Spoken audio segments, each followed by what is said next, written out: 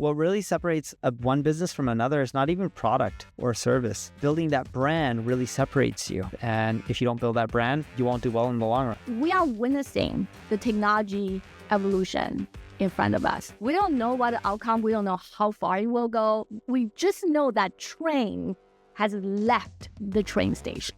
It's just going to get harder and harder to make tech decisions. You need less tech, not more. You need the right tools. Make your bets on fewer things and lean into them to be more successful.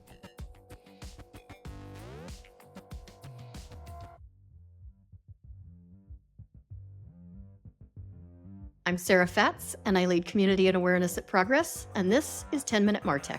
You need less tech, not more. You need the right tools. The antidote is choosing. Strategy is choosing. Make your bets on fewer things and lean into them to be more successful. That's Matt Heinz, founder and president of Heinz Marketing. Let's get started. Well, thank you for being here, Matt. What is your burning Martech idea? It's how do we use less of it?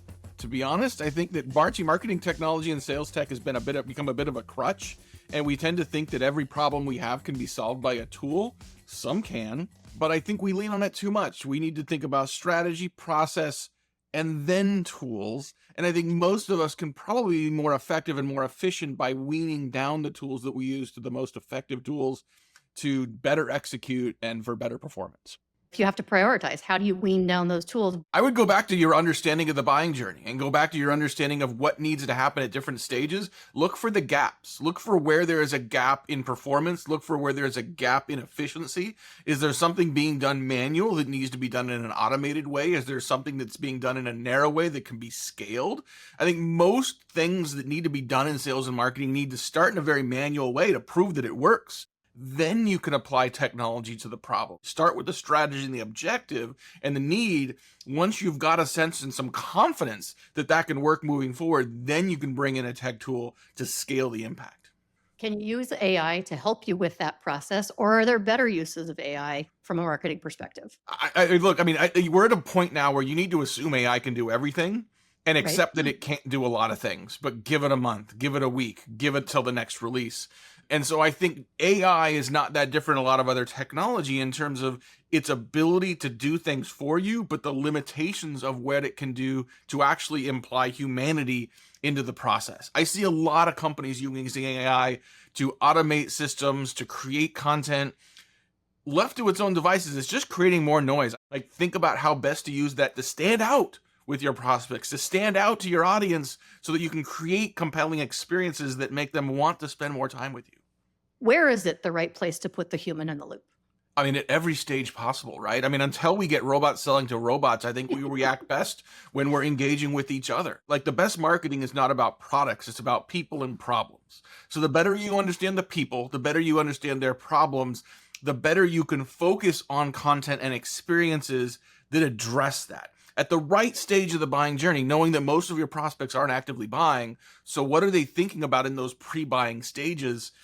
If you can use technology, if you can use AI, if you can use intent signals to accelerate this pace and the speed and the connection and the scale of doing that, great. But it's rooted in how well you understand that audience to begin with. And that understanding is rooted in some fairly common psychology that has existed for a long time. If I'm a marketer who is like, I feel like I'm missing the boat when it comes to AI, what should they be playing with just to start? You just got to get in there. Like, spend your first 8 to 10 hours are going to be just like punch drunk and like figuring it out. And you just got to put in the time. I would assume, like, any question you have that you might have gone to Google for before, go to a GPT. Like, you can pick Claude or Midjourney, pick whatever you want, but go and use the tool and get a sense for how much more efficient it is to ask a GPT versus ask for a traditional search. That's one thing I would do.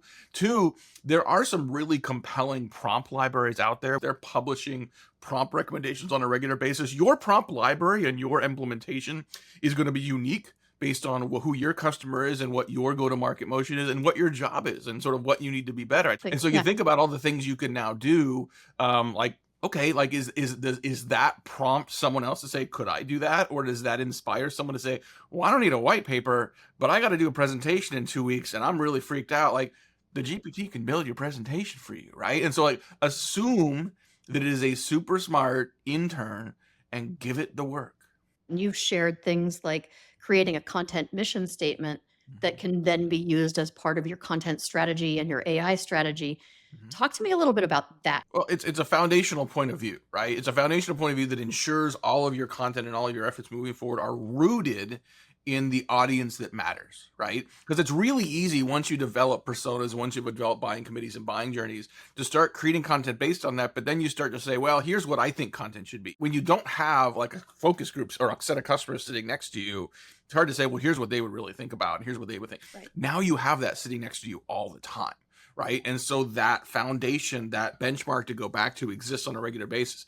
However, you need to continue to train it. If you built a GPT that says, here's my target customer, and you did that 6 months ago, like what has happened in the industry since then? What has happened in their business since then? It's not that different, Sarah, than having just a database and saying, I built a database of my customers a year ago.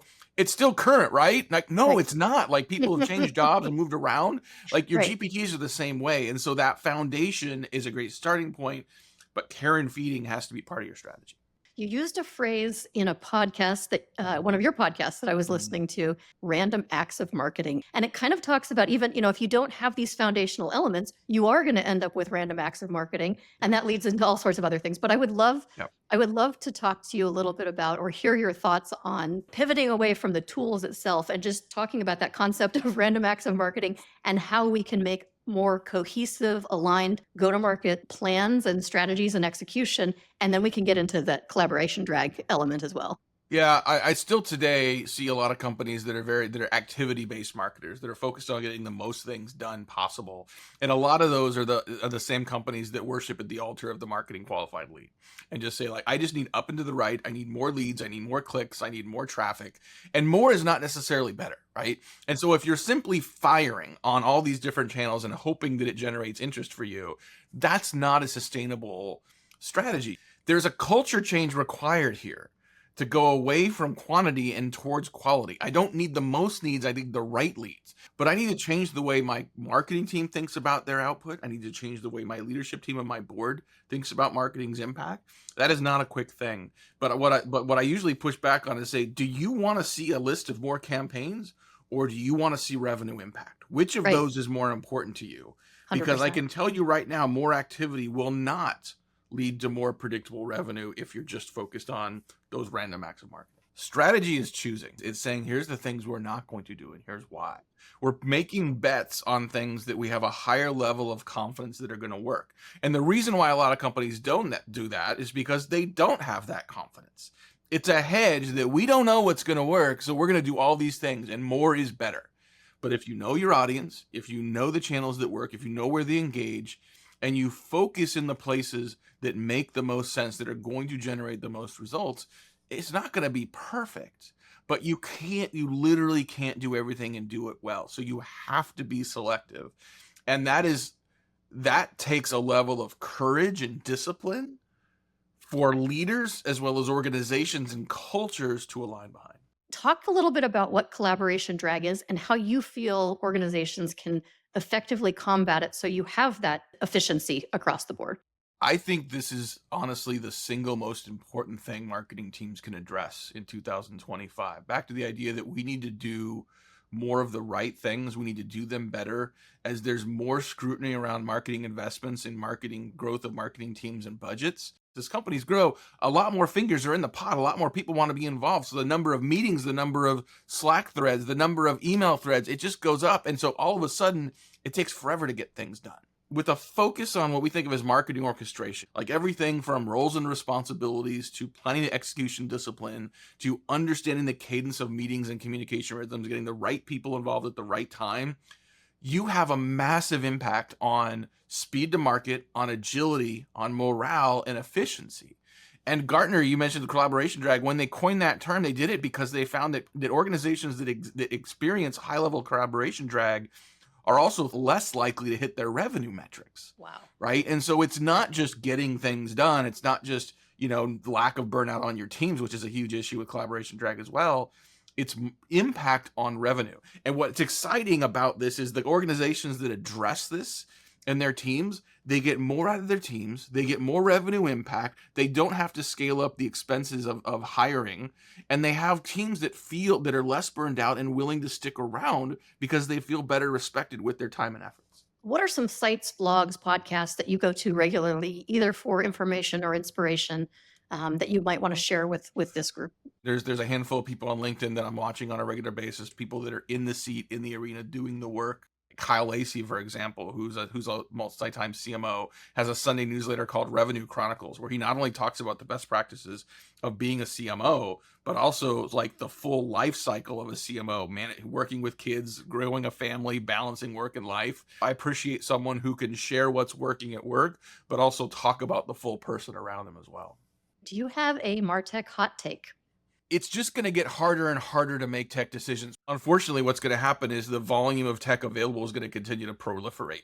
Like, I remember the first time Scott Brinker did his Martech landscape, and there were like 1,500 tools there. We're like, oh my God, there's so many tools. I think there's 10 times that many now, right? Yeah. But if you were to go to Dreamforce this year and you go to the trade show floor and you walk around and look at all the tech vendors, every one of them will have some version of a compelling story that makes sense in terms of how it can help you.